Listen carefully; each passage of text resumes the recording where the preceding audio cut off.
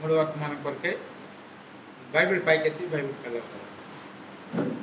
గ్రంథ వాగ్దానములను గ్రంథ వాగ్దానములన్నీ నావి ప్రాణియాజ్ఞయంబు వలసవచనము కానది ప్రేమ వాగ్దానములు గ్రంథ వాగ్దానములన్నీ నావి.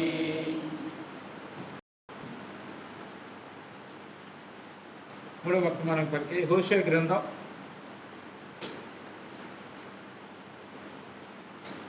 14వ అధ్యాయం.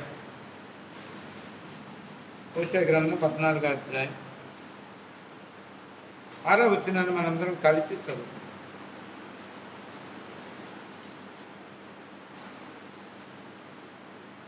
ఆరో అధ్యాయం 14వ అధ్యాయం 6వ వచనాన్ని మనం అందరం కలిసి చదువు.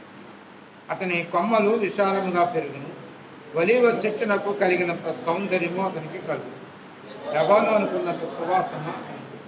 ప్రార్థన. తండ్రి, మీ వందనాలు చెల్లిస్తూ ఉన్నాం. అనుగ్రహించిన ఈ సమయాన్ని బట్టి వందనాలు. ఆరాధన వర్తమానంలో ప్రభు బాలలో పాలు పొందేటువంటి విధానంలో మీ వాక్యం ద్వారా మమ్మల్ని ఏర్పరచుకున్నారు అనేటువంటి సత్యాన్ని ఎరిగి ఈ చివరి వర్తమానంలో నాతో మాతో ఏం మాట్లాడబోతున్నారు, మమ్మల్ని ఎలాగ ప్రోత్సహించాలనుకుంటున్నారు అని మీ వాక్యాన్ని మీ చేతులకి అప్పగిస్తూ ఉంది. దానిని విరిచి మాకు అందించడం ద్వారా మాకు తృప్తిని, సంతోషాన్ని, ఆనందాన్ని, సమృద్ధిని కలుగు చేయండి. యేసుక్రీస్తు నామమున స్తుతించి ప్రార్థించి వేడుకొంచున్నాం తండ్రి. ప్రియమైన వారులారా, మీ మధ్య నిలబడినప్పుడు మూడవ వర్తమానం కొరకు హోషేయ గ్రంథంలో నుండి ఒలీవ చెట్టు గురించిన వివరణ నేను మీకు తెలియజేస్తా ఉన్నాను. దేవుడు ఇశ్రాయేలీయుల యొక్క జీవిత విధాన శైలిని ఆలోచన చేస్తూ వాళ్ళు ఎలా ఉండాలని కోరుకున్నాడు అంటే తన స్వకీయ జనముగా ఉండాలని కోరుకున్నాడు. తన సొంత జనం ఎలా ఉంటారు అంటే, ఒక బలవంతుడు ఉన్నాడు అనుకోండి, ఆ బలవంతున తరపున ఉన్న వాళ్ళందరూ కూడా బలవంతులుగా ఉంటారు.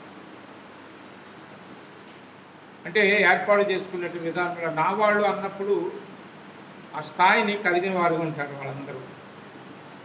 దేవుడు కూడా ఇశ్రాయేలు ప్రజలను వాళ్ళ నా వాళ్ళు, నా స్వకీయ జనం అని చెప్పినప్పుడు దేవుడు పరిశుద్ధమైన వాడుగా, దేవుడు నిష్కలంకమైన వాడుగా, ప్రత్యేకమైన వాడుగా ఎలాగైతే ఉన్నాడో మన ప్రజలు కూడా అలా ఉండాలని కోరుకున్నాడు. ఇలా మనల్ని కూడా దేవుడు ఆ రీతిగానే కోరుకుంటాము. పేతురు రాసిన మొదటి పత్రిక 2వ అధ్యాయంలో మనం ఏమై ఉన్నామో అనేటువంటిది తెలియజేస్తూ ఉన్నాం. రాజులైన యాజక సమూహము, పరిశుద్ధ జనాంగము, దేవుని సొత్తు అయిన ప్రజలు అని. దేవుడు ఏదైతే ఇశ్రాయేలు పట్ల ఆలోచన కలిగిన వాడు ఉన్నాడో అంతకంటే రెట్టింపు మన పట్ల ఆ ప్రణాళికను కలిగిన వాడుగా ఉన్నాడని మనం ఆలోచన చేస్తే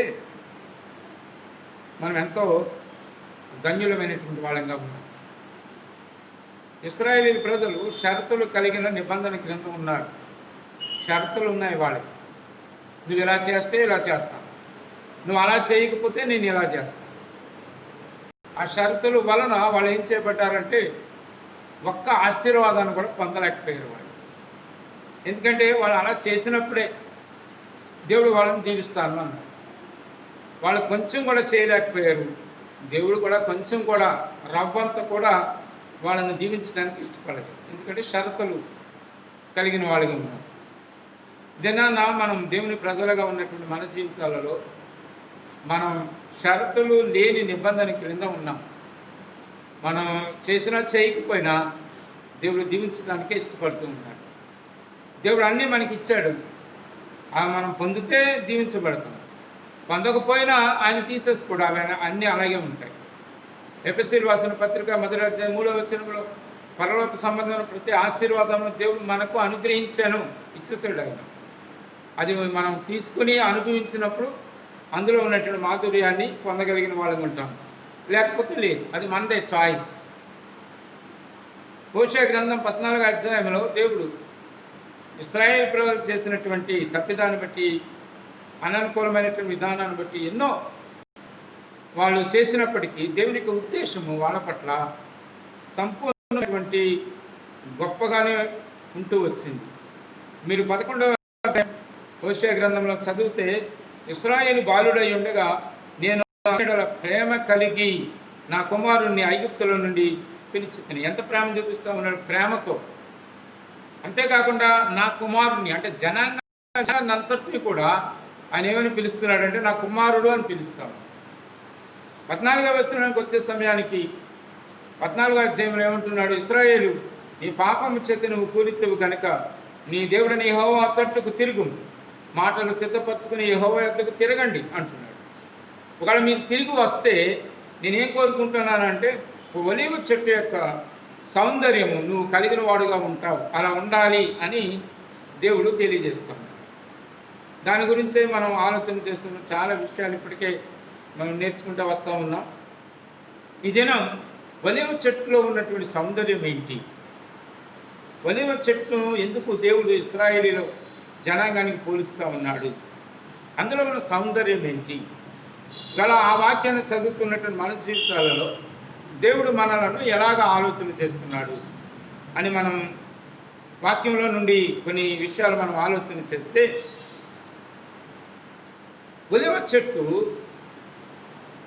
దేనికి సాదృశ్యంగా ఉంది అంటే నిరీక్షణకు సాదృశ్యంగా ఉంది. నిరీక్షణ ఎలా చెప్పగలం? ఆదికాండం 8వ అధ్యాయం, ఆదికాండం 8వ అధ్యాయం. 8వ అధ్యాయం మనకి తెలుసు, ఎందుకంటే 7వ అధ్యాయం అంతా జలప్రళయంతో నింపబడింది భూమి అంతా. 8వ అధ్యాయానికి వచ్చే సమయానికి వాడ అరారాతు కొండ మీద నిలిచింది. నీళ్లు క్రమంగా తగ్గిపోతూ ఉన్నాయి. అప్పుడు నోవాహు ఏం చేశాడు అంటే 7వ వచనంలో ఒక కాకిని వెలుపలికి పోవిడిచెను, అది బయటకు వెళ్ళి భూమి మీద నుండి నీళ్లు ఇంకిపోవు వరకు ఇటు అటు తిరుగుతుంది. అప్పుడు ఆయన ఏం చేశాడు, మరియు నీళ్లు నేల మీద తగ్గినదో లేదో చూసుటకు అతడు తన యొద్ద నుండి నల్ల పావురం ఒకటి వెలుపలికి పోవిడిచాను. నీళ్లు భూమి అన్నంత మీద ఉన్నందున తన అరకాలు నిలుపుటకు దానికి స్థలము దొరకలేదు కనుక ఓడలోనున్న అతను యొద్దకు తిరిగి వచ్చాను. అప్పుడు అతడు చెయ్యి చాపి దాన్ని పట్టుకొని ఓడలోనికి తీసుకున్నాడు. 10వ వచనం, అతను మరి 7 దినములు తాళి మరలా ఆ నల్ల పావురమును ఓడలో నుండి వెలుపలికి విడిచాను. సాయంకాలమున అది అతని యొద్దకు వచ్చినప్పుడు త్రుంచబడిన ఒలీవ చెట్టు ఆకు దాని నోట ఉంది గనుక నీళ్లు భూమి మీద నుండి తగ్గిపోయినని నోవాహునకు తెలిపి. నోవాహుకి నీళ్లు తగ్గినాయో లేదో తెలియదు. అరారాతు కొండ మీద నిలబడింది. ఒక కాకిని వదిలిపెడితే అది మళ్ళీ తిరిగి రాలేదు. మొదటిసారి నల్లపావురాన్ని విడిచిపెడితే అది తిరిగి వచ్చింది. రెండవసారి సాయంత్రం వరకు రాలేదు. అది సాయంత్రం వరకు రాకుండా సాయంత్రం వచ్చినప్పుడు దాని నోట త్రుంచబడినటువంటి ఒలీవ ఆకు కనిపించింది. అంటే నోవాహుకి ఏమర్థమైంది, నీళ్ళు ఇంకిపోయినాయి, చెట్లు అవి కనబడుతున్నాయి, అందుగురించే ఒలీవ ఆకు దాని నోట నుండి ఉంది అని ఆలోచన చేసి మరి 7 దినాలు ఆగి కలుపులు తీసుకుని బయటకు రావడం జరిగింది.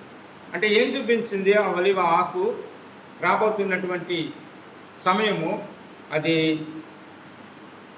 ఆశీర్వాదకరమైనటువంటి, అంటే నీళ్ళు ఎండిపోయినాయి కాబట్టి దిగి రావచ్చు అని. ఎప్పుడైతే నోవాహు దానిని బట్టి ఆలోచన చేసి వాడు దిగి వచ్చాడో దేవునికి ఆశీర్వాదాన్ని నోవాహు అనుభవించిన వాడిగా ఉన్నాడు. కాబట్టి ఒలీవ చెట్టు దేనికి చూపిస్తూ ఉంది అంటే నిరీక్షణకు చూపిస్తాం. నిరీక్షణ ఎప్పుడు కూడా ఏం తీసుకొస్తుందంటే సౌందర్యాన్ని తీసుకొస్తుంది. ఎలా తీసుకొస్తుంది అని మనం ఆలోచన చేస్తే నిరీక్షణకు ఆధారం ఎవరయ్యా అంటే నేను దేని అందవుతే నిరీక్షిస్తున్నానో. నిరీక్షణ అనే మాటకి అర్థాన్ని ప్రభు చిత్తమతి వచ్చేసరికి నేను మీకు తెలియజేస్తాను. నిరీక్షణ అనేటువంటిది జరగబోయేటువంటి దాని విషయంలో అది జరుగుద్ది అని ఎలాగ ఆలోచన చేయగలము? ఆ నిరీక్షణకు ఎవరు మూలము అని ఆలోచన చేస్తే, నా నిరీక్షణకు కీర్తనకారుడు అంటాడు 62వ కీర్తనలో ఒక మాట మనకి కనిపిస్తుంది. 62వ కీర్తనలో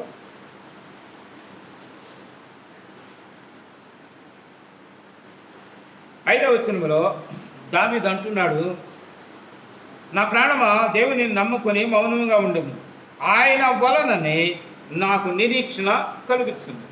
నా నిరీక్షణ ఎవరి వలన కలుగుతూ ఉంది అంటే దేవుని వలన. నా నిరీక్షణకు దేవుడే ఆధారం. నేను నిరీక్షించటానికి, నేను కనిపెట్టడానికి. నేను ఎందుకు కనిపెట్టాలి, ఎందుకు నిరీక్షించాలి? ఆ నిరీక్షణ వల్ల నాకు వచ్చినటువంటి దీవెనలేంటి అని ఆలోచన చేస్తే 7 దీవెనలు ఉన్నాయి. 7 రకాలైనటువంటి విధానం మనకి కనిపిస్తుంది. ఆ 7టిని మనం అనుభవిస్తే మనం ఎలా ఉంటామో తెలుసండి, సౌందర్యవంతులుగా ఉంటాం. దేవుడు అలా కోరుతూ ఉన్నాడు. అందుకే ఒలీవ చెట్టుకు కలిగిన సౌందర్యము అతనికి కలుగును అంటే, ఒలీవ చెట్టు నిరీక్షణకు సూచనగా ఉందని మనం ఆలోచన చేస్తున్నప్పుడు, ఆ నిరీక్షణకు ఆధారం ఎవరయ్యా అంటే దేవుడే అన్నప్పుడు, కాబట్టి ఒక విశ్వాసి దేవుని యందు నిరీక్షణ కలిగినటువంటి విధానం ఉంటే ఆ విశ్వాసిక జీవితం ఎలా ఉంటుంది అంటే సౌందర్యంగా కనిపిస్తుంది, సువాసన భరితంగా కనిపిస్తుంది, అందమైనటువంటి విధానంలో కనిపిస్తుంది అనేటువంటిది దేవుని వాక్యంలో నుండి మనం ఆలోచన చేయొచ్చు. 71వ కీర్తన 5వ వచనంలో 71వ కీర్తన 5వ వచనంలో కీర్తనకారుడు అంటాడు, నా ప్రభువా యెహోవా, నా నిరీక్షణ ఆస్పదము నీవే. నా నిరీక్షణకు ఆస్పాదం ఎవరయ్యా అంటే నీవే. నా నిరీక్షణకు ఆధారం ఎవరయ్యా? నీవే. ఇర్మియా కూడా ఒక మంచి మాట అంటాడు. ఇర్మియా గ్రంథం 50వ అధ్యాయంలో ఒక మాట ఇర్మియా అంటున్నాడు. 50వ అధ్యాయం ఇర్మియా గ్రంథం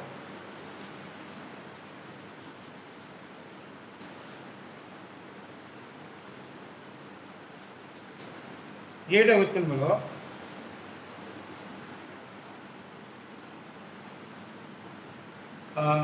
కనుగొనిన వారందరూ వారిని భక్షించుతూ వచ్చి, వారి శత్రువులు మేము అపరాధులము కాము, వీరు న్యాయమునకు నివాసమునకు తమ పితరులకు నిరీక్షణ ఆధారముగా యెహోవా వలన. నిరీక్షణకు ఆధారం ఎవరు? యెహోవా, దేవుడు. కాబట్టి నిరీక్షణ ఎప్పుడు కూడా ఏమిస్తుంది? ఆధారమైనటువంటి దేవుడు ఆయనే కాబట్టి, నిరీక్షణకు ఆస్పదం ఆయనే కాబట్టి, నిరీక్షణకు ఆధారం ఆయనే కాబట్టి, నేను ఏదైతే నిరీక్షిస్తున్నానో అది నాకేం తీసుకొస్తుంది అంటే సౌందర్యాన్ని తీసుకొస్తుంది.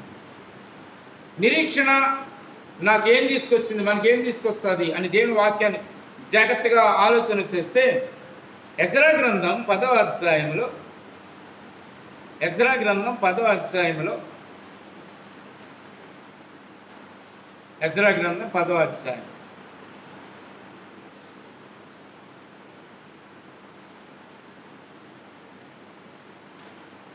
2వ వచనంలో వాళ్ళందరూ కూడా ఏడుస్తూ ఉన్నారు.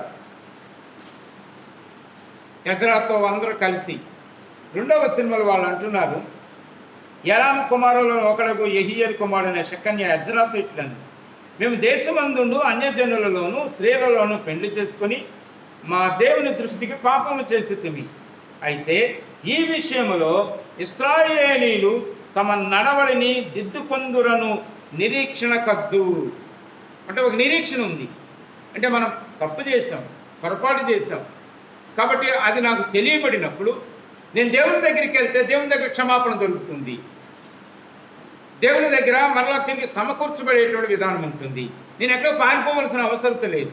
చూడండి, అది మనం చక్కగా ఎక్కడికి అన్వయపరచుకోవచ్చు అంటే, ఒక లోకసువార్తలో మనం చదువుతాం. ఒక ఆయనకి 2 కొడుకులు ఉన్నారు. ఒక అతను దూరంగా పారిపోయి వెళ్ళిపోయాడు, తన ఆస్తి అంతా కూడా పాడు చేసుకున్నాడు. కానీ అతనికి ఒక ఆలోచన వచ్చింది. ఏంటి? నా తండ్రి దగ్గర చాలా ఆహారం ఉంది, నా తండ్రి దగ్గర చాలా పనివాళ్ళు ఉన్నారు, కాబట్టి ఆయన దగ్గరికి వెళ్తే నాకేం దొరుకుతుంది? ఆహారం దొరుకుతుంది, కరువు ఉండదు, ఏదో బట్ట దొరుకుతుంది. కాబట్టి ఆ నిరీక్షణ కలిగి ఏం చేశాడో తెలుసండి, తండ్రి దగ్గరికి వచ్చాడు, అతడు ఉన్నతమైనటువంటి స్థానాన్ని పొందినవాడు ఉంటాడు. కాబట్టి ఈ దినాన మనం నిరీక్షిస్తున్నటువంటి నిరీక్షణ ఏంటి అంటే, నేను తప్పు చేసిన, పొరపాటు చేసిన, నా దేవుడు నన్ను మరల సమకూర్చుకోగలిగిన వాడు ఉంటాడు, నన్ను తిరిగి సమకూర్చేవాడు ఉంటాడు అనేటువంటి ధైర్యంతో, ఆ నిరీక్షణతోటే ప్రభు దగ్గరికి వచ్చి మనం ఏం చేస్తూ ఉన్నాం?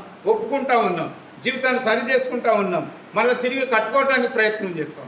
ఒకవేళ నిరీక్షణ లేకపోతే ఎవరి దగ్గరికి వెళ్తాం?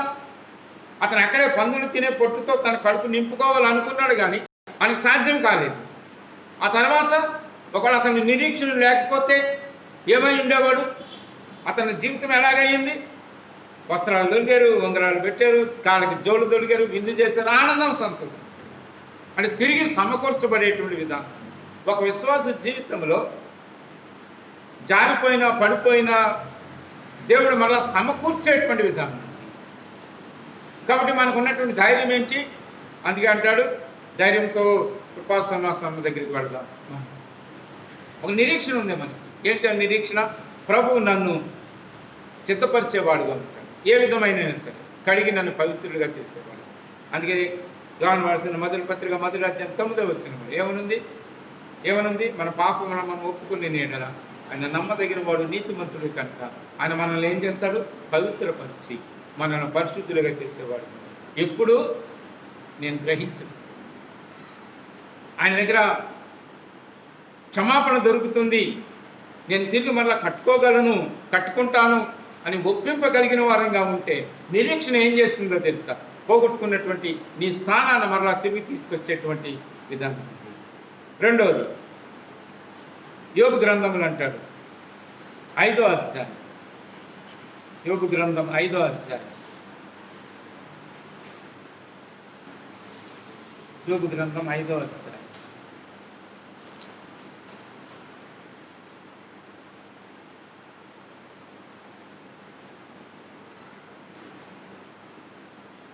పదహారవ వచనములో ఏముందని? కావున బీదలకు నిరీక్షణ కలుగును, అక్రమము నోరు మూసుకును. మనకు ఒక నిరీక్షణ ఉంది. ఒకవేళ కొన్ని అనుభవాలు కూడా మనం వెళ్తూ ఉన్నప్పుడు, అన్యాయమైనటువంటి విధానంలో మనం ఉన్నప్పుడు, అక్రమమైన విధానంలో మనం పొందుతూ ఉన్నప్పుడు, మనకున్నటువంటి నిరీక్షణ మనల్ని ఏం చేస్తుందో తెలుసా? మనల్ని బలవంతులుగా చేస్తుంది. అక్రమాన్ని ఏం చేస్తుందో తెలుసా? నోరు మూయిస్తుంది. మనం కానీ నిరీక్షణ లేకుండా ఆలోచన చేస్తున్నప్పుడు అక్రమం మన మీద ఏం చేస్తుందో తెలుసా? ఏలుబడి చేసేది. మనం కూడా ఏమవుతామో తెలుసండి? అక్రమంలోకి వెళ్తాం. మన మీద అక్రమమైనటువంటి విధానంలో మన మీద దాడి చేయడానికి వచ్చినప్పుడు మనకు నిరీక్షణ కలిగిన దేవుని మీద మనం నిరీక్షణ ఉంటే, ఏ విధంగానూ కూడా మనం ఉన్నతమైన విధానంలో వెళ్లకుండా అక్రమం మనల్ని అడ్డుకుంటూ ఉంటే, అన్యాయం మన మీద ఏలుబడి చేస్తూ ఉంటే, మన నిరీక్షణ కలిగినటువంటి విధానంలో దేవుడు మనం దేవుని యందు నిరీక్షణ ఉంచాం కనుక అక్రమం ఏం చేయబడుతుందో తెలుసండి? నోరు మూసుకునేదిగా. అంటే దాని అర్థం ఏంటి అంటే, విజయాన్ని మనం పొందే వాళ్ళంగా ఉంటాం. ఒక వ్యక్తి విజయం పొందినప్పుడు ఎలా ఉంటాడు? ఆనందం కలిగిన వాడు ఉంటాడు, సంతోషం కలిగిన వాడు ఉంటాడు. యోబు అంటున్నాడు, బీదలు అక్రమమైన విధానంలో ఉన్న వాళ్ళకు ఉన్నటువంటి నిరీక్షణ అక్రమాన్ని ఏం చేస్తుందో తెలుసండి? నోరు మూసేదిగా. మూడవది మనం చదివితే కీర్తనకాడు అంటాడు 42వ కీర్తనలో ఆ మాట మనం చాలాసార్లు చదువుకున్నాం. కీర్తన గ్రంథం 42వ కీర్తన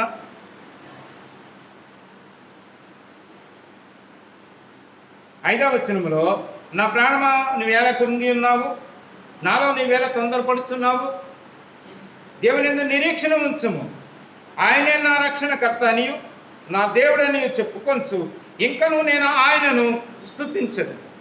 ఎట్లాంటి పరిస్థితుల్లో? కరిగిపోతా ఉన్న పరిస్థితుల్లో, కృంగిపోతా ఉన్న పరిస్థితుల్లో, తొందరపడుతున్నటువంటి పరిస్థితుల్లో నా దేవుని యందు నేను నిరీక్షణ ఉంచితే ఆ నిరీక్షణ నన్ను ఏం చేస్తుందో తెలుసండి? కరిగిపోతూ ఉన్నటువంటి, కృంగిపోతూ ఉన్నటువంటి, తొందరపడుతున్నటువంటి విధానాల్లో నేను దేవుని స్తుతించేవాడిగా చేస్తుంది. ఆ అధ్యాయంలో ఇంకోసారి కూడా మాట మనకేది కనిపిస్తుంది?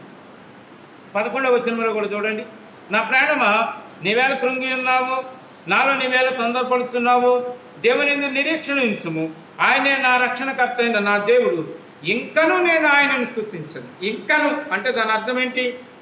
తొందరపడతా ఉన్నా, కృంగిపోతా ఉన్నా, కరిగిపోతా ఉన్నప్పటికీ కూడా నా నిరీక్షణ దేవుని యందు ఉంది.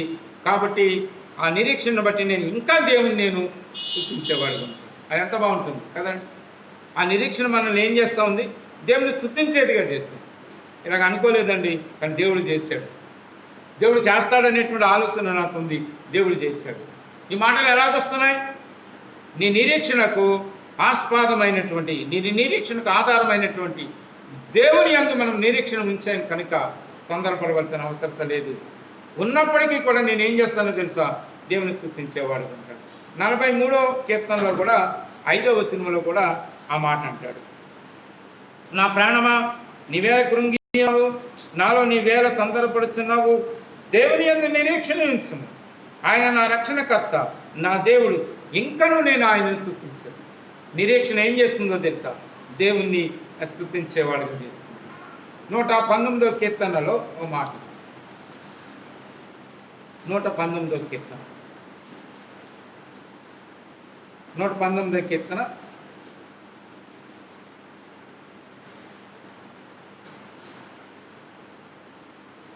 49వ వచనంలో, నీ సేవకునికి దయచేయబడిన మాట జ్ఞాపకం చేసుకుని, దాని వలన నీవు నాకు నిరీక్షణ పుట్టించు. ఏమి ఎంత బాగుందని ఈ మాట. దేవుడు తన సేవకునికి ఒక మాట ఇచ్చాడంట. ఆ మాట జ్ఞాపకం చేసుకో నువ్వు. ఆ మాట వలన నాకేం కలుగుతా ఉంది? నిరీక్షణ పుట్టించావు. ఎంత మంచి ఇది ఉందండి. దేవుడు ఒక మాట పలికాడు మనతో. దేవుడు ఒక వాగ్దానం చేశాడు. ఆ వాగ్దానాన్ని నెరవేరుస్తాడు అనేటువంటి ఆ మాటను బట్టి నాకేం కలిగించావు? నిరీక్షణ కలిగింది. దేవుడు తప్పకుండా చేస్తాడండి కదా. మనం ఏ బాధ్యత కలిగి ఉన్నా, ఏ పరిస్థితి కలిగి ఉన్నా, దేవుడు నాతో చెప్పాడండి. అప్పుడు ఆ బ్రదర్ అంటాడు, దేవుడు తప్పకుండా చేస్తాడండి, దేవుడు మాట తప్పని వాడు. కాబట్టి ఇప్పుడు మనం దేని కొరకు ఆలోచన చేస్తాం? దేవుడు ఏ వాగ్దానం అయితే చేశాడో ఆ వాగ్దానం వైపు చూస్తూ మనం ఏం చేస్తాం? నిరీక్షణ ఉంచి ముందుకు సాగిపోయే వాళ్ళని ఉంటాం. ఒక విశ్వాసకి జీవితం నిరీక్షణ ఎట్లాంటి అనుభవాన్ని తీసుకొస్తుంది? అపోస్తల కార్యాలు 2వ అధ్యాయం, అపోస్తల కార్యాలు 2వ అధ్యాయం,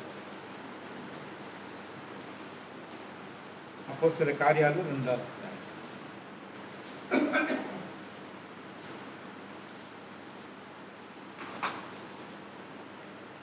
దావీదు అంటున్నాడు 26వ వచనం, 2వ అధ్యాయం 26వ వచనంలో పేతురు మాట్లాడుతూ దావీదు యొక్క అనుభవం గురించి మాట్లాడుతూ ఉన్నాడు. కావున నా హృదయము ఉల్లసించాను, నా నాలుక ఆనందించింది, మరియు నా శరీరము కూడా నిరీక్షణ కలిగి నిలకడగా ఉండును. నా శరీరం కూడా ఎలా ఉంది? కదిలిపోయేదిగా లేదు. ఎందుకని? దావీదు యొక్క అనుభవంలో మనం పై వచనాల్లో చదివితే ఆయనను గురించి దావీదు ఇట్లనే. ఎవరు ఆయన? దేవుడు. ఏ దేవుడు? శరీరాన్ని ధరించుకుని భూమి మీదకి వచ్చి పునరుద్ధారుడైనటువంటి యేసుక్రీస్తు గురించి మాట్లాడతాము. అంటే దాని అర్థం ఏంటి? ఆయన నా పక్షంగా తండ్రి కుడిపార్శ్వాన కూర్చున్నాడు. చూడండి, అందుకే మనం చదువుతున్నాం కదా 25వ వచనం. ఆయనను గురించి దావీదు ఇట్లని, నేను ఎల్లప్పుడూ నా ఎదుట ప్రభువును చూచుచుంటిని, ఆయన నా కుడిపార్శ్వమున ఉన్నాడుగా నేను కదల్చబడను. కాబట్టి ఇప్పుడు దేవుడు నా పక్షంగా ఉన్నాడు కనుక నా శరీరం కూడా ఏం చేస్తూ ఉంది? నిలకడగా ఉంది. ఏమి కంగారు పడటం లేదు. అంటే నిశ్చయమైనటువంటి ఖచ్చితమైనటువంటి ఆనందం నేను కలిగిన వాడుగా ఉన్నాను. ఇప్పుడు నాకు నిరీక్షణ ఉంది కనుక. అందుకే రోమీయులకు రాసిన పత్రిక 5వ అధ్యాయంలో నిరీక్షణ ఎప్పుడు ఏం చేస్తుందంట? 5వ అధ్యాయం 5వ వచనంలో, ఎందుకనగా ఈ నిరీక్షణ మనలను సిగ్గుపరచదు. నిరీక్షణ ఎప్పుడు కూడా మనలను సిగ్గుపరచదు. ఎందుకు సిగ్గుపరచదు? నిరీక్షణ ఎందుకు సిగ్గుపరచదు? నిరీక్షణకు ఆధారం ఎవరు? దేవుడు. నిరీక్షణకు ఆస్పదం ఎవరు? దేవుడు. కాబట్టి నా నిరీక్షణ ఆయన యందు ఉంది కనుక నేను కదల్చబడను, నేను ఆనందించబడేవాడు కనుక నేను ఎప్పుడు కూడా సిగ్గుపడను.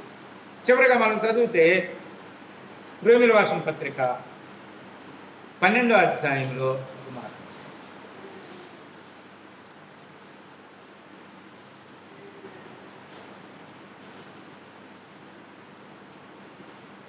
12వ వచనం, నిరీక్షణ గలవారే సంతోషించండి. నిరీక్షణ ఎప్పుడు కూడా ఏం తీసుకొస్తుంది? సంతోషాన్ని తీసుకొస్తుంది. కాబట్టి నిరీక్షణ గలవారే సంతోషించచ్చు. శ్రమ యందు ఓర్పు గలవారై ప్రార్థన యందు పట్టుదల కలిగి. నిరీక్షణ నాకేం చేస్తుంది? ప్రార్థన యందు పట్టుదల కలిగి. అంటే నిరీక్షణ లేదనుకోండి, నేను అంతకాలం ఏం చేసినప్పుడు ఉపయోగం ఏంటి? ఎంతసేపు నేను పట్టుదల కలిగి ప్రార్థన చేసిన ఉపయోగం ఏంటి? నేను దాని గురించి ప్రార్థన చేయి, దాని గురించి నేను ప్రార్థన చేయి. ఎప్పుడైతే నాకు నిరీక్షణ ఉందో, ఆ నిరీక్షణ నన్ను ఏం చేస్తుందంటే పొందే విధానంలో పట్టుదల కలిగి ప్రార్థన చేసే అనుభవంలోకి నడిపిస్తుంది. కాబట్టి ఒక విశ్వాస జీవితంలో నిరీక్షణ ఏం తీసుకొస్తుంది అంటే సౌందర్యాన్ని తీసుకొస్తుంది. ఎట్లాంటి సౌందర్యాన్ని తీసుకొస్తుంది? 5వ అధ్యాయం రోమిల భాషణ పత్రిక 5వ అధ్యాయం. నిరీక్షణ సర్వసాధారణంగా రాదు, సామాన్యమైనదిగా రాదు. మనం అనుకుంటున్నట్లుగా జరుగుద్దిలే అని చెప్పడానికి వీల్లేదు. ఏమంటుందో తెలిసింది.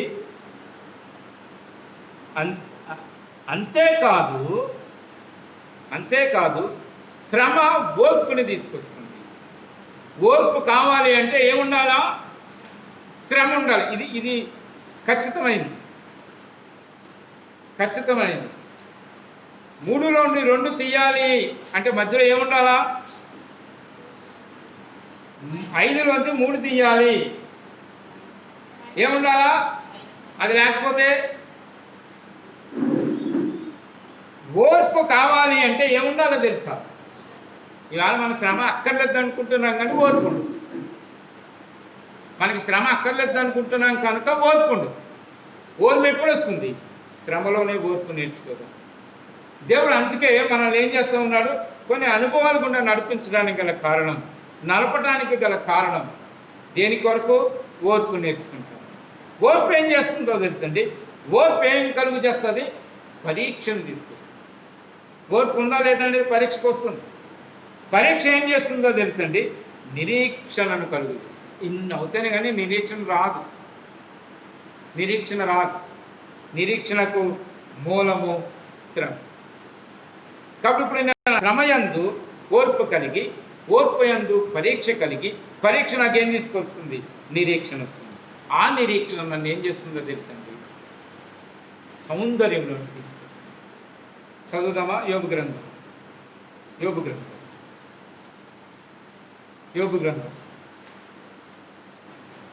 42వ అధ్యాయం 12వ వచనం. 42వ అధ్యాయం 12వ వచనం. యెహోవా యోబును మొదట ఆశీర్వదించినంత కంటే మరి అధికముగా ఆశీర్వదించాడు. అతనికి 14,000 గొర్రెలను, 6,000 ఒంటెలను, 1000 జతల ఎడ్లను, 1000 ఆడుగాడిదలను కలిగి, మరియు అతనికి 7 కుమారులను, 3 కుమార్తెలను కలిగింది. ఈ మాట అండర్లైన్ చేయండి. 14వ వచనం. అతడు పెద్దదానికి ఎమీమా అనియు, రెండవ దానికి హెజ్జియా అనియు, మూడవ దానికి కెరిహంపక్కు అనియు పేర్లు పెట్టింది. ఆ దేశమంతటను యోబు కుమార్తెలంతా సౌందర్యవంతులు కనబడలేదు. ఏమండి? ఆ దేశమంతటా కూడా అంట. ఇప్పుడు పెట్టారు ఏంటి? మిస్ ఇండియా, మిస్ వరల్డ్, ఏవో రకరకాలు ఎప్పుడో పెట్టారండి. ఆ దేశం అంతటా యోగ కుమార్తెలంతా సౌందర్యవంతులు ఎవ్వరూ కనపడలేదు. ఎలా వచ్చిందో తెలుసా? యోగ ఎలాగెళ్ళాడు? శ్రమానందం గుండా వెళ్ళాడు. శ్రమానం గుండా వెళ్ళినటువంటి యోగ ఏమో కలిగింది? శ్రమ గుండా వెళ్ళిన ఓర్మి కలిగిన వాడు. ఓర్మి ఏం తీసుకొచ్చింది? పరీక్ష తీసుకొచ్చింది. పరీక్ష ఏం తీసుకొచ్చింది? నిరీక్షణ తీసుకొచ్చింది. అందుకే 19వ అధ్యాయంలో యోబు దగ్గరికి వచ్చి అడిగితే యోబు అంటున్నాడు, నా విమోచకుడు సజీవుడు. నేను ఏమంటున్నాడు? నేను శరీరము చీకిపోయిన తర్వాత నేను నా దేవుణ్ణి నా కన్నులారా చూస్తాను. అది యోబు యొక్క నిరీక్షణ. ఆ నిరీక్షణతో యోబు ఏమయ్యాడు? తన కుటుంబం అంతటిలో కూడా, తన బిడ్డలందరూ కూడా సౌందర్యవంతులుగా చేయబడ్డారు. కాబట్టి మనం దిద్దుబాటు కలిగిన వాళ్ళగా ప్రభు దగ్గరికి వస్తే ఆ నిరీక్షణ మనల్ని ఏం చేస్తుంది? పరిశుద్ధులుగా తీరుస్తుంది.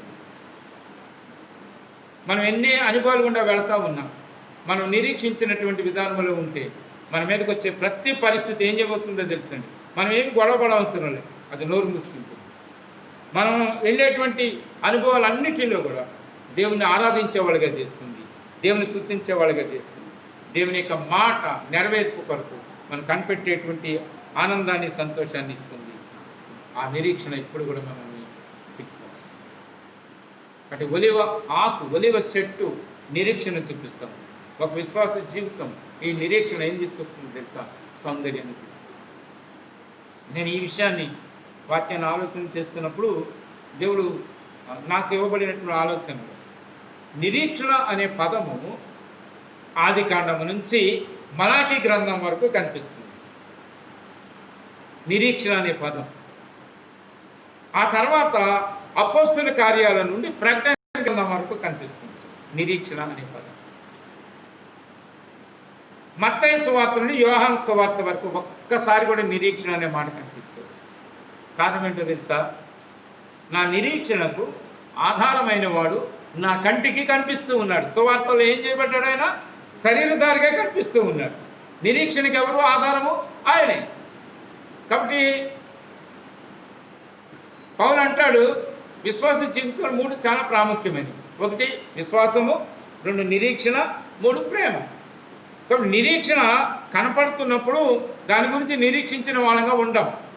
మత్తయి సువార్త నుండి యోహాను సువార్త వరకు యేసు ప్రభువు శరీరధారిగా భూమి మీదకి వచ్చాడు. అంటే నిరీక్షణకు ఆస్పదమైనటువంటి దేవుడు సంచరిస్తూ ఉన్నాడు. కాబట్టి నిరీక్షణ అనే మాట ఈ 4 సువార్తల్లో కనిపించదు. మలాకీ గ్రంథం వరకు ఆ నిరీక్షణ దేవుని యందు ఉంచడానికి ఆయన శరీరధారిగా భూమి మీదకి రాలేదు. అందు గురించి కనిపిస్తూ వచ్చింది. శరీరధారిగా ఆయన కనిపించాడు. మళ్ళీ ఆయన తిరిగి ఆరోహణమై వెళ్ళిపోయిన తర్వాత రాబోయేటువంటి దాని కొరకు నిరీక్షణ ఉంచవలసిన అవసరం ఉంది. మళ్ళీ నిరీక్షణ అనే పదం కనిపించేది. అంటే గళితీయులకు రాసిన పత్రిక 3వ అధ్యాయంలో విశ్వాసము వెల్లడి కాక మునుపు వరకు ధర్మశాస్త్రం పనిచేసింది. విశ్వాసం వెల్లడైపోయింది, ఇంక ధర్మశాస్త్రం పనిచేయదు. విశ్వాసాన్ని అవలంబిస్తూ ముందుకు వెళ్ళవలసిన వాళ్ళని అలాగే నిరీక్షణ కనిపించింది. కాబట్టి సువార్తలో నిరీక్షణ గురించి మాట కనిపించదు. మళ్ళీ అపోస్తలుల కార్యాల నుండి మళ్ళీ ప్రారంభమవుతుంది. రాబోయేటువంటి ఆ రాజ్యం, రాబోయేటువంటి ఆనందం మనం నిరీక్షణ చేస్తాం. మాకరించండి, ప్రార్థన చేద్దాం. ప్రియమైన వారులారా, ప్రవక్త అయినటువంటి హోషేయ అంటున్నాడు, దేవుడు ఇశ్రాయేలు ప్రజల గురించి ఒలివ చెట్టునకు కలిగిన సౌందర్యం ఉంటుంది. ఒలివ చెట్టు నిరీక్షణకు సూచనగా కూడా ఉంది. ఒక విశ్వాస జీవితంలో నిరీక్షణ అనేటువంటిది విశ్వాసం యొక్క జీవితాన్ని సౌందర్యవంతంగా తీర్చిదిద్దేదిగా ఉంటుంది. కాబట్టి ఆ నిరీక్షణ మనం కలిగిన వాళ్ళకి ఎన్ని పరిస్థితులు నీ మీదకి వచ్చినా దేవుని యందు మనం నిరీక్షణ ఉంచావు కనుక, నేను నిరీక్షణ ఉంచాను కనుక నా మీదకి వచ్చే ప్రతి అక్రమము నోరు మూసుకునేదిగా ఉంది. నా జీవితంలో పరిశుద్ధంగా కొనసాగిపోవటానికి నిరీక్షణ ఎప్పుడు నన్ను ఏం చేస్తుంది? నూతనమైన విధానంలో నన్ను నడిపించేది. దేవుడు నా పట్ల చేసినటువంటి వాగ్దానం అది నెరవేరుస్తాడు అనేటువంటి నిరీక్షణ నాకేం తీసుకొస్తుంది? ఆనందాన్ని తీసుకొస్తుంది.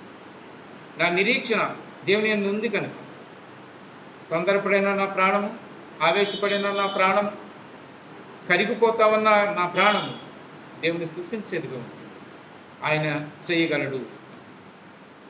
నిరీక్షణ ఎప్పుడు కూడా నన్ను సిగ్గుపరచదు.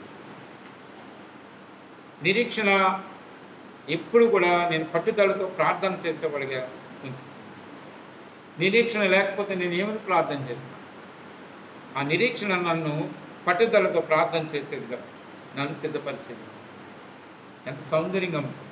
ఒక విశ్వాస జీవితంలో అక్రమం నోరు మూసుకునేటువంటి విధానంలో విజయం పొందేవాడిగా ఉంటుంది. పరిశుద్ధుడిగా తీర్చబడేవాడిగా ఉంటుంది. కృంగిపోతున్న సమయంలో ఎత్తబడి దేవుని స్తుతించేవాడుగా ఉంటే, దేవుని వాగ్దానం కొరకు కనిపెడుతూ ఆనంద సంతోషాలతో కొనసాగుతూ ఉంటే, ఎప్పటికీ కూడా సిగ్గుపడినటువంటి విశ్వాస జీవితము ఎంత సౌందర్యంగా ఉంటుంది. అట్టి సౌందర్యం దేవుడు మనకి ఇవ్వాలి. మన దేవుడు ఎన్నుకుంటాడు. ఆ సౌందర్యం రావాలంటే నిరీక్షణ అనేటువంటిది చాలా ముఖ్యం.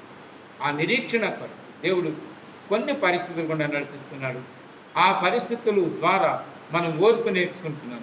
ఓర్పు ఏం తీసుకొస్తుంది? పరీక్షను తీసుకొస్తుంది. పరీక్ష ఎప్పుడు కూడా ఏం తీసుకొస్తుంది? నిరీక్షణ తీసుకొస్తుంది. ఆ నిరీక్షణ మనల్ని ఎప్పటికీ సిగ్గు అంటే మీకు వందనాలు చెల్లిస్తాను. అనుగ్రహించిన ఈ మాటను బట్టి మేము నిరీక్షణ కలవాలి. ఈ భూమి మీద సాగిపోవాలి. మమ్మల్ని మీరు సిద్ధపరుస్తున్నందుకే మా బ్రతుకులు అంటే మీరు అనుగ్రహించినటువంటి నిరీక్షణ మమ్మల్ని ఎప్పటికీ సిగ్గుపరచదు. మన దినాన్న ఆ నిరీక్షణ సఫలత అవుతుంది. తప్పకుండా అది నెరవేర్చదు. ఆ దినాన్న ఆ నిరీక్షణ వాస్తవాన్ని మేము చూసినాం. మా హృదయాలు గంతులు వేసేవిగా ఆ దినం కొరకు ఆ విధానం కొరకు కనిపెడుతూ నిరీక్షణ కలిగి సంతోషంతో సాగిపోవటానికి ఇస్తున్న కృపలన్నిటికీ స్తుతిస్తూ యేసుక్రీస్తు నామమున స్తుతించి ప్రార్థించి వేడుకొంచున్నాం తండ్రి. ఆమేన్. మనం లేచి నిలబడి ఒక పాట పాడదాం. పాట పాడుతూ ఉన్నప్పుడు మనం దేవునికి మన కానుకలు సమర్పించాలి.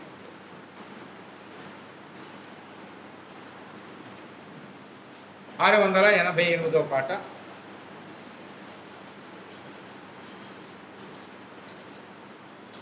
కొత్త పుస్తకాలు 688, పాత పుస్తకాలు 586.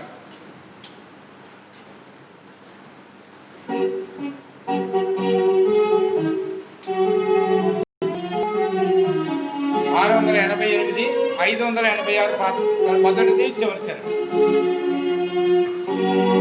దేవుని కృప నిత్యముండును, ఆయన కృప నిత్యముండును. స్తోత్రము చేసి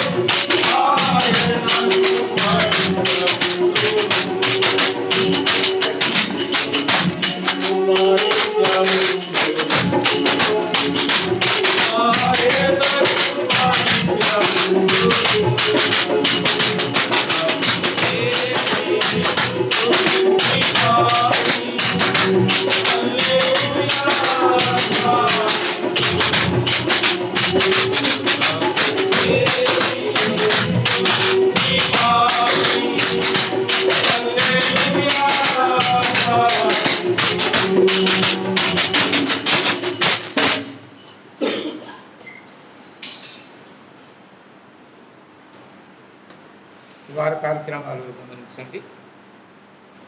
రేపు సహోదరులుగా పరిచర్య చేస్తున్నట్లుగా దేవుని బిడలంగా రేపు సాయంత్రం 7 గంటలకు దేవుని మందిరంలో సహోదరులు పరిచర్య పంచుకునేటువంటి విధానంలో మనం చేరి వస్తాం. శుక్రవారం యథావిధిగా మరి ఆన్లైన్లో ప్రార్థనా పరిచర్య మనం కలిగిన ప్రభుదన పరిచర్య ఉదయం 9 గంటలకు మనం కలిగి ఉంటాం. ఇలాగే ఈ నెలంతా కూడా మనం ఈ రీతిన పరిచర్య కలిగి ఉంటాం. బహుశా వీలైతే సహోదరులుగా ఆ పరిచర్య గురించి మాట్లాడుకుంటాం. డిసెంబర్ మొదటి వారం నుండి పూర్తిగా మనం పరిచర్యను కలిగి ఉంటాం అన్ని విధానాలు. దాని గురించి ప్రార్థన చేయండి. ఎలా నడిపిస్తే అట్లా ఆలోచించండి. తర్వాత ఈ నెల 14వ తారీఖున దీపావళి సెలవు. ఉదయకాలం 8:30, 9 గంటలకు పరిచర్య చేసే సహోదరులు అంటే సీఎంలో ఉన్నటువంటి సహోదరులు, తర్వాత మనం బయట పరిచర్య చేస్తూ వచ్చిన సంఘాల్లో ఉన్నటువంటి సహోదరులు అందరూ చేరి వచ్చి ప్రార్థనకై చేరి వస్తారు. ఇక్కడ మధ్యాహ్నం 1 గంట 2 గంటల వరకు పరిచర్యకు కలిగి ఉంటాం. చాలా విషయాలు మాట్లాడాలి అని అనుకుంటా ఉన్నారు. అందరం కలిసి మరి పరిచర్యను ప్రారంభించాం. తర్వాత అందరం మరి కలుసుకుని చాలా కాలమైంది. కాబట్టి అందరం కలిసి సహవాసం చేద్దాం అని సీఎంలో ఉన్నటువంటి సహోదరులు అందరూ రండి. ఆ రోజున సెలవది. తర్వాత రాబోయే కాలం యొక్క పరిచర్య గురించి కూడా కొన్ని నిర్ణయాలు అవి తీసుకోవడానికి ఒకటి మనం వచ్చినటువంటి వాళ్ళకి భోజనం యొక్క విధానం గురించి రేపు ఆలోచన చేసి చెప్తాం. నాకైతే 100% బయటకి ఇస్తే బాగుంటుంది అని అనుకుంటున్నాను. అది ఖచ్చితంగా చెప్తా ఉన్నాం. సీఎంలో ఉన్న సహోదరులు జీరో. ఎందుకంటే అస్సలు టిఫిన్ కానీ, కిచిడీలు కానీ, సాంబార్లు కానీ, కూరలు కానీ అంతా కూడా చాలా పాడు చేస్తూ ఉంటారు. అస్సలు బాగా. కారణం ఏంటంటే మీరు ఆ పరిచర్యను మీకున్నటువంటి అనుభవంతో చేసేద్దాం అన్న దాంతో చేస్తున్నారు. Utter flop. మీరు దాని కొరకే ప్రసవేదన పడితేనే తప్ప, ప్రార్థన చేస్తేనే తప్ప, దేవునికి అప్పగించుకుంటేనే తప్ప మళ్ళీ తిరిగి సమకూర్చుకునే వాళ్ళంగా మనం ఉండదు. ఆ మాట ఎందుకన్నాను అంటే బయట వాళ్ళకి ఇస్తే మనకి ఇక్కడ 100, 200 లేకపోతే 1000 రూపాయలు ఇదవుతుంది. బయట వాళ్ళకి ఇస్తే రుచికరంగా అన్నది చేస్తారు. డబ్బులు పోతుంది. ఇక్కడ డబ్బులు పోతున్నాయి, రుచి ఉంటుంది. ఆ మాట చెప్తా ఉన్నాను. చేద్దాం అని అంటే నేను చాలా ఉన్నతంగా ఆలోచన చేస్తున్నాను. అక్కడికి మరి మీరు ఏ సంవత్సరానికి వస్తారో నాకైతే తెలియదు. వంట పరిచర్య ఉంది. ఓ రోజు అందరూ కలిసి వంట పరిచర్య కొరకు ప్రార్థన చేశారు. రేపు 14వ తారీఖు ఇది. అందరూ కలిసి ఆన్లైన్లో ఫోన్లు ఉన్నాయి. కలిసి మనందరం కలిసి ప్రార్థన చేస్తాం. ఈ ఐక్యత లేదు సీఎంలో ఖచ్చితంగా. అట్లా లేనంత కాలం దేవుని కొరకు ఏ రీతికని మీరు ఉపయోగపడతారు.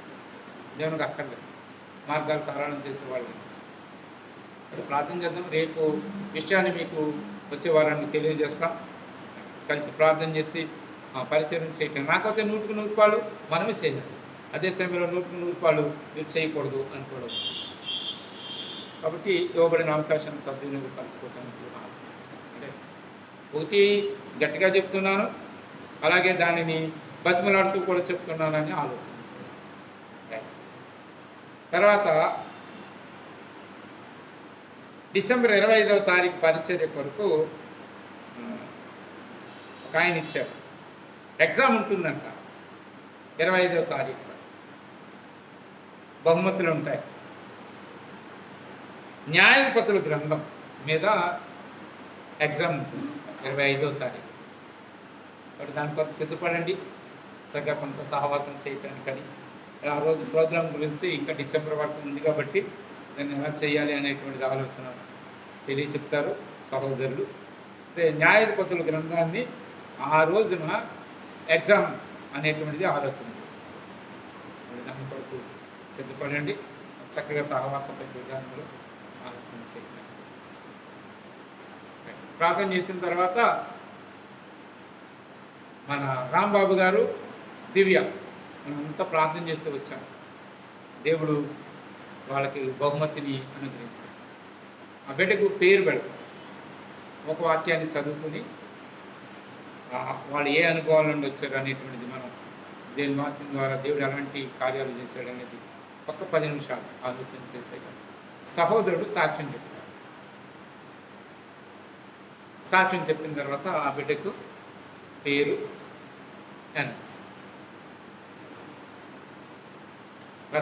తండ్రి మీకు వందనాలు చెల్లిస్తున్నాం. మంచి దేవుడు, నమ్మదగిన దేవుడు ప్రభా, మా పట్ల మీకు కలిగిన మీ అద్భుతకరమైన ఉద్దేశాలన్నింటి బట్టి మేము స్థితిస్తాం. మీ బిడ్డలు ప్రేమించి మీ ఇంటి వరకు కానుకలు తీసుకొచ్చారు.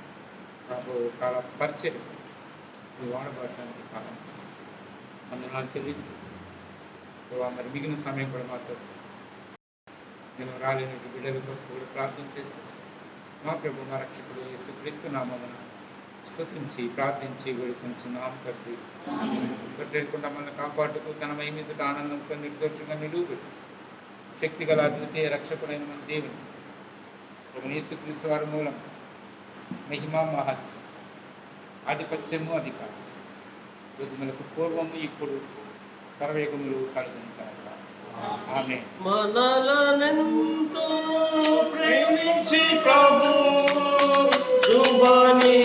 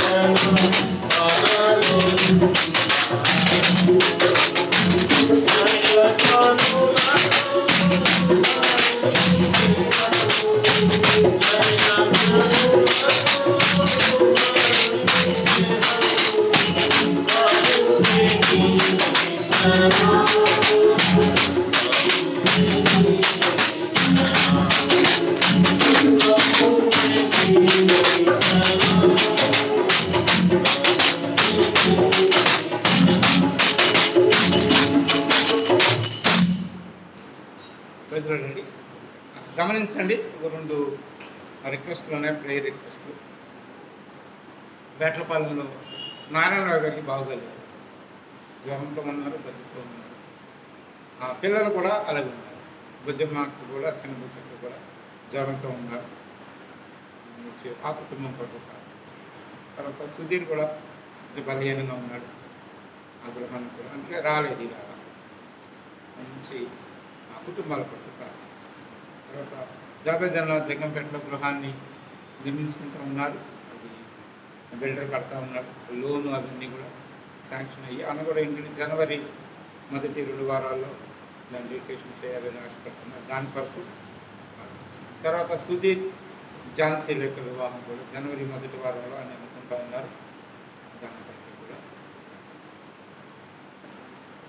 సమయంలో పేరు కొరకు దాని కూడా పాడవాడు 172వ పాట 699 మొదటి వచనం 4-5 172 699.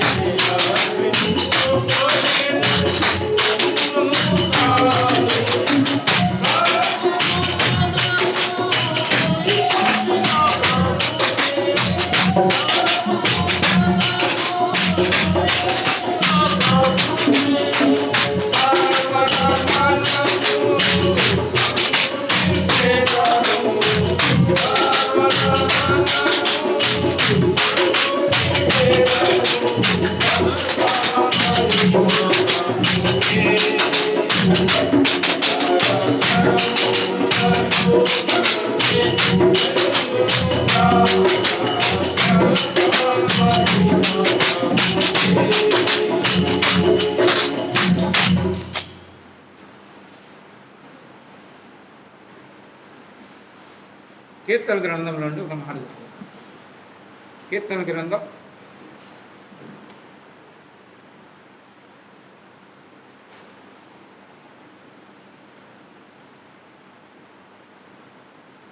66వ కీర్తన.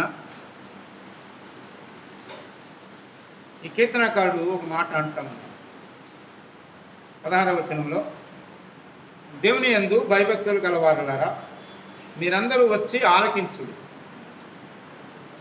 ఆయన నా కొరకు చేసిన కార్యములను నేను వినిపించాను. చిన్న తండ్రి మీకు వందనాలు చెల్లిస్తాను. విలాసులు ప్రభా రాంబాబు అన్న దివ్య జీవితం చేసిన కార్యాలు దీన్ని మా కళ్ళ ముందు మేము చూస్తూ మీ బిడ్డల పక్షంగా మీకు స్తుతులు చెల్లిస్తాం. చేసిన కార్యాలను బట్టి వందనాలు చెల్లిస్తాం.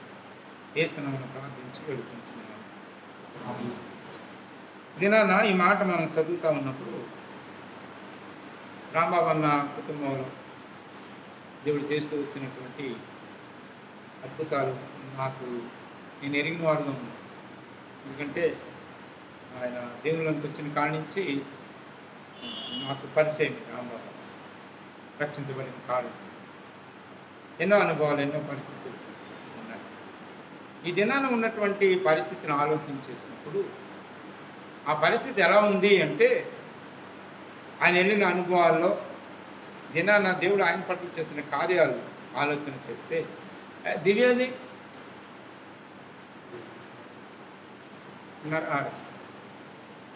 మీదే మీటింగ్,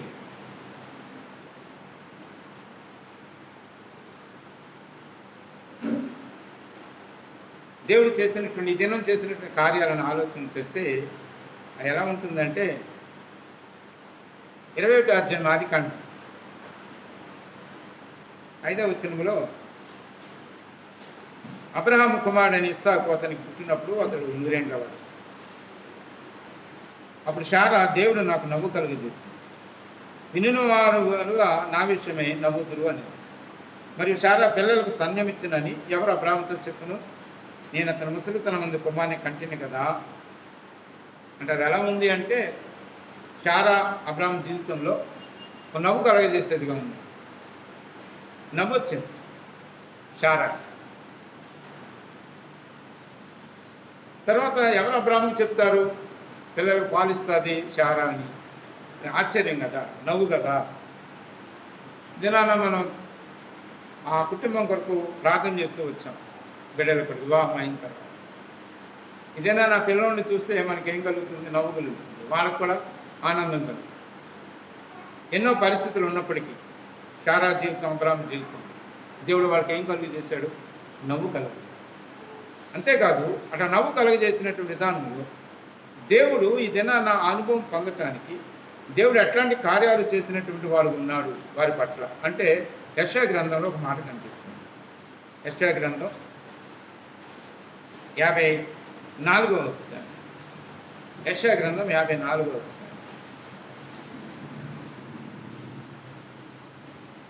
ఇక్కడ మనం చదివితే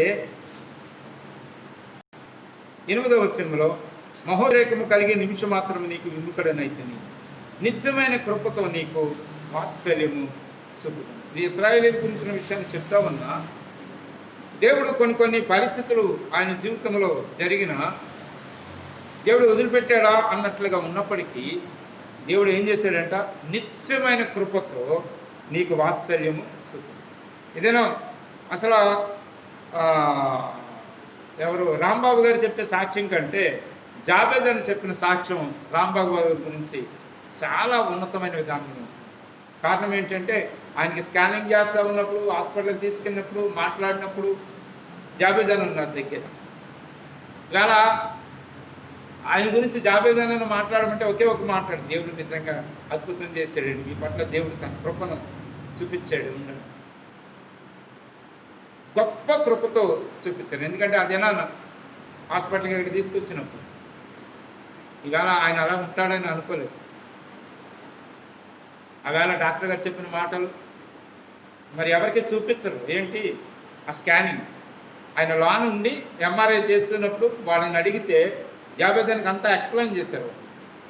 ఆ లోన్ కూర్చొని చూస్తూ వచ్చాడు ఆయన, ఆపరేషన్ జరిగింది, అన్నీ జరిగింది. ఇవాళ ఇక్కడ కూర్చుంటాడు అని అనుకోలేదు ఆయన. నిజంగా ఆలోచన చేస్తే దేవుని కృప ఎంత గొప్ప. ఇప్పుడు నవ్వు కలుగజేశాడు, రెండోది కృప చూపించాడు. అందుని బట్టి ఎలా ఉండాలి, వాళ్ళ జీవితంలోనికి ఎలా జీవించాలి అనేటువంటిది ఆలోచన చేస్తే లోకం రాసిన సువార్త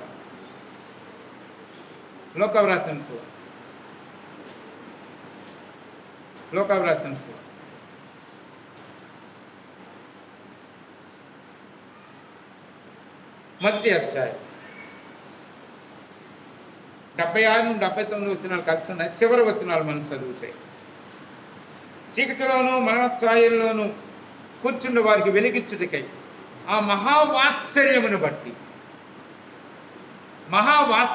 బట్టి పైనుండి ఆయన మనకు అరుణోదయ దర్శనమును అనుగ్రహించాడు.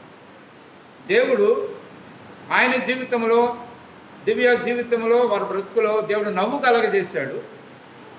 ఎన్నో పరిస్థితులు ఉన్నా దేవుడు తన వాత్సల్యమైనటువంటి గొప్ప కృపతో వాళ్ళని ఆవరింపజేశాడు. కాబట్టి వాళ్ళకి ఒక దర్శనం ఇచ్చాడు. చీకటిలో కూర్చున్న వారికి వెలిగించడానికి ఎలాగైతే ఆయన అరుణోదయ దర్శనాన్ని యేసుప్రభుని భూమి మీద పంపించాడో, వాళ్ళ జీవితాలలో నవ్వు కలుగజేసిన అనుభవం, గొప్ప కృపతో వాళ్ళను సమకూర్చినటువంటి విధానం రుజువుగా ఆ బిడ్డ కనిపిస్తూ ఉంది. ఆ బిడ్డను చూసినప్పుడు వాళ్ళు ఏం కలిగి ఉండాలి, దేవుడు ఎందుకు అది చూపించాడు, ఆ దర్శనాన్ని బట్టి వాళ్ళు ప్రభువుని వెంబడించే వాళ్ళగా ఉంటారు. ఆ బిడ్డను చూసినప్పుడు అది కనిపించాలి. కాబట్టి ఇప్పుడు అన్న వచ్చి ఆయన జీవితంలో చేసినటువంటి 2-3 కార్యాల గురించి సాక్ష్యం చెప్పిన తర్వాత ఆ బిడ్డ యొక్క పేరు అనౌన్స్ చేయవచ్చు. దాన్ని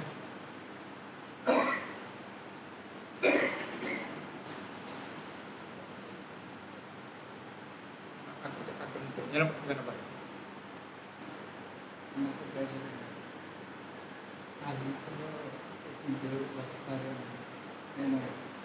కొంచెం గట్టిగా మాట్లాడాలి. సాక్షిని పంచుకోవడం వచ్చింది. దేవుడు నా పట్ల అడిగినటువంటి ఫస్ట్ వాగ్దానం, నా కృప నీకు చాలు అనేటువంటి వాగ్దానం. ఆ కృపను కూడా వివాహం సంస్థలు కూడా నన్ను తీసుకొచ్చాను. నా అందిన వైవాహిక జీవితంలో కూడా ఆ కృపను బలపరుస్తూ ఉన్నాడు. నాలో ముందు వచ్చాడినప్పుడు దేవుడు వాగ్దానం చేశాడు. ఆ ముందు ఎదుగు నేను కట్టలేకపోతున్నా పెంచుకోలేదు అని దేవుడు దినదినం కూడా నన్ను బలపరుస్తాను. దాని పక్కన మరి ఆ రోజు నేను హాస్పిటల్లో జాయిన్ అయిన అన్నాడు నన్ను కుటుంబం దర్శనంగా వచ్చాడు. కానీ అప్పటికి నా పరిస్థితి బాగాలేదు. కనీసం సమాధానం చెప్పేటువంటి విధానం కూడా అలవాటు వచ్చింది. అలాంటి మాటలు ఆలోచన స్థితిలో ఉంటున్నాను. దేవుడు ఏదైనా మీకు నా సాక్ష్యాన్ని పంచుకోవడానికి సహాయం చేసేది. ఆయన కృప కూడా ప్రధానం ఆయన ప్రచారం చేస్తూ ఉంది. అందులో చెప్పినప్పుడు మరి జనవిజయం పెంచాలని చెప్పారు. మరి నాకైతే ఏం జరిగింది తెలియదు.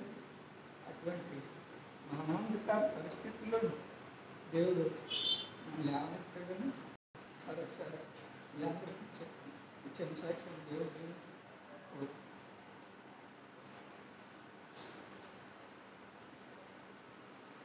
ఆ కుటుంబం పట్ల మనం ప్రార్థన చేస్తూ ఉన్నాం. వాళ్ళు కూడా దేవుని మందిరంలో మరి అన్న చాలా సహకారమైన విధానంలో పనిచేస్తూ వచ్చారు. దేవుని మందిరం కుటుంబం కొరకు ఎప్పుడు మీ ప్రార్థనలు మర్చిపోవద్దు. ఇప్పటికి ఇంకా ఆయన విశాఖపట్నంలో ట్రీట్మెంట్ తీసుకుంటూ ఉన్నాడు. కొన్ని కొన్ని పరిస్థితులు అవి మనకి ఆశీర్వాదాన్ని తీసుకొచ్చేటువంటి విధానంలో ఉంటాయి. ఆ కుటుంబం కొరకు ప్రార్థన చేద్దాం. అన్న ఫోన్ చేసి, అన్న బాబుకి పేరు పెట్టాలి అని అన్నారు. నేను అన్నాను, నాన్న మీ అనుభవంలో నుండి దేవుడు మిమ్మల్ని నడిపించిన విధానంలో మీరు ఆలోచన చేసుకుని ఆ బిడ్డను చూడగానే మీకు అది గుర్తు రావాలి, ఆ అనుభవం గుర్తు రావాలి. ఆ పూర్వకాలంలో పేర్లు బైబిల్ గ్రంథంలో పేర్లు అలా పెట్టారు. ఇంకా ఆ పేరు చూడగానే ఆ అనుభవం గుర్తుకు రావాలి. అందుకే చూడండి, ఆవిడ నయోమి అంటే సౌందర్యం. వెళ్ళొచ్చిన తర్వాత నన్ను నయోమిని పిలవద్దు, మారాన్ని పిలవడం అంటే చేయదు. అంటే వాళ్ళ పేరుకి తగినట్లు. బెన్యామీను వాగ్దాన దేశంలో పుడుతున్నాడు. మంది మంత్రసాన్ని అంది, నీ కొడుకు పుట్టాడమ్మా అన్నాడు. నా కొడుకు ఏంటి నాకు దుఃఖాన్ని కలిగించేసి బెనోని అని పేరు పెట్టండి అంటే బెనోని అనే మాటకు అర్థం ఏంటంటే దుఃఖపుత్రుడు. అది యాకోబు వచ్చి అన్నాడు, బెనోని ఏంటి దుఃఖాన్ని కలిగేటువంటి వాగ్దాన భూమిలో పుట్టాడు, నా కుడి చేతి పుత్రుడు బెన్యామీన్ అని పేరు. అంటే మనం పేరు పెడుతున్నప్పుడు అట్లా ఉండాలని మనం ఆలోచన చేస్తాం కదా. ఇక్కడ ఉన్నాడు డేవిడ్ జాక్, అతని పేరేంటో తెలుసా? డేవిడ్ జాక్, జకర్యా.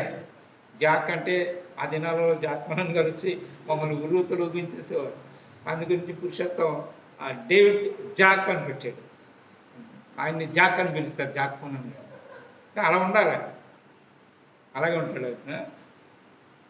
కాబట్టి పేరు అలా అర్థం ఉండాలని నేను కోరుకుంటాను.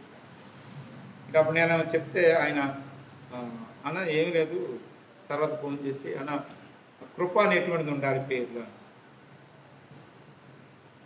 నాకు ఇంకేమీ అర్థం అవ్వట్లేదన్నా కృప అనేదంటే అప్పుడు నేను కూడా ప్రార్థన చేస్తాను. దేవుడు నాకు ఇలాగ బయలుపరిచాడు, వాళ్ళ జీవితాన్ని ఆలోచన చేస్తాను, నవ్వు కలుగజేశాడు. నవ్వు అనే మాటకు అర్థం ఏంటంటే ఐజాక్. నా బిడ్డను చూసినప్పుడు దేవుడు మనకు నవ్వు కలిగజేశాడు. గొప్ప వాత్సల్యతోటి కృపతో ఇది చేశాడు. ఐజాక్ కృప. లోకసువార్త 1వ అధ్యాయం దర్శనం ఇచ్చాడు. ఆ దర్శనానికి లోకేశాడు. ఐజాక్ కృపాదర్శ. ఆ అబ్బాయి పేరు ఐజాక్ కృపాదర్శ. తిరుగుతున్న పేరు ఐజాక్ కృపాదర్శ. నవ్వు కలుగజేశాడు, గొప్ప కృపను చూపించాడు, దర్శనాన్ని ఇచ్చాడు మాకు. అది మేము వదిలిపెట్టుకుంటాం, దేవుని వెంబడిస్తాం, నవ్వుకుంటాం. ఆయన కృప క్రింద దర్శనాన్ని వెంబడించే వాళ్ళగా ఉండాలి. ఆ బిడ్డను చూస్తున్నాం అని ఆ బిడ్డకి నామకరణ చేస్తున్నాం. కాబట్టి ఆ పేరుతో ఒక సహోదరుడు, ఒక సహోదరి ఆ కుటుంబం వరకు ఐజాక్ కృపాదర్శ. కింద తండ్రి ప్రభువా, మరొకసారి మీ పనులకు చూస్తున్నా తండ్రి. మీ యొక్క కార్యాలు, ఆశ్చర్యాలు, అద్భుతమైన కార్యాలు ప్రభువా తండ్రి, వాటిని వర్ణించమైన సినిమా మా జీవితం అంతా కూడా సరిపోదు ప్రభువా. ప్రభువా, మీరు అద్భుతమైన కార్యాలు చేస్తూ మీరు మరొకసారి జీవం కలిగిన దేవుడని నిరూపించిన ధన్యవాదాలు కోరుతున్నాను. నా బహు సోదరి కోసం పాలన కోరుతున్నాను తండ్రి. నాకు తెలిసింది కుదిరేపటికీ ప్రభా అది ఎంతో భయంకరమైన పరిస్థితులు కూడా వెళ్ళినప్పటికీ ప్రభా కృపని సమృద్ధిగా కుమ్మరించారు. అవును ప్రభా, ఇది నాన్న మేమంతా కూడా దాని విషయాన్ని మేము తెలుసుకున్నప్పుడు మా హృదయాలు ఆనందం చేసుకున్నాం. ఎందుకంటే ప్రభా ఏదైతే అసంభవాన్ని డాక్టర్లు చెప్పారో అది జీవం కలిగిన దేవుడని మీరు వైద్యుల పరమైన మీకు ప్రభా సాధ్యమే సంవత్సరం కానీ మీరు నిరూపించారు. అంటే ధన్యవాదాలు ప్రభా. వాళ్ళిద్దరిని దివ్యని అమ్మవారిని ఆశ్రయించి ఇచ్చిన కుమారుని ప్రభా మీకు కృప ఉంది. ఐజాక్ కృప అది ఒక గొప్ప దర్శనం. ఎందుకంటే ప్రభా తనని మీరు ఇవ్వడం ద్వారా వాళ్ళ జీవితాలను ప్రభు తీసుకొచ్చారు. దాని యొక్క అనుభవాన్ని కాదు ప్రభా పారమైన కృప ఉంది. అందుకే ధన్యవాదాలు ప్రభా. ఆ యొక్క కుమారుని మీ దయందు, ఆయుష్యందు, జ్ఞానమందు మీరు ఖచ్చితంగా బాధపడుకుంటున్నాను. ఆ సంఘాన్ని జీవన కలిగిన ఆ యొక్క కుటుంబాన్ని జీవన సంఘంలో అంటుకట్టుకుని బాధపడుకుంటున్నాను. వాడు పెద్దవాడే ప్రభా మీకోసం మరింత నమ్మకస్తుగా మీకోసం శాంతిగా ఉండడానికి సిద్ధపడమని బాధపడుకుంటూ కుటుంబాన్ని ఆశీర్వదించుకుని అందరికీ సంపూర్ణ ఆరోగ్యం కోసం బాధపడుకుంటూ ప్రార్థన యేసు క్రీస్తు నామములో మీకు అడిగి వేడుకుంటాను. ఆమేన్.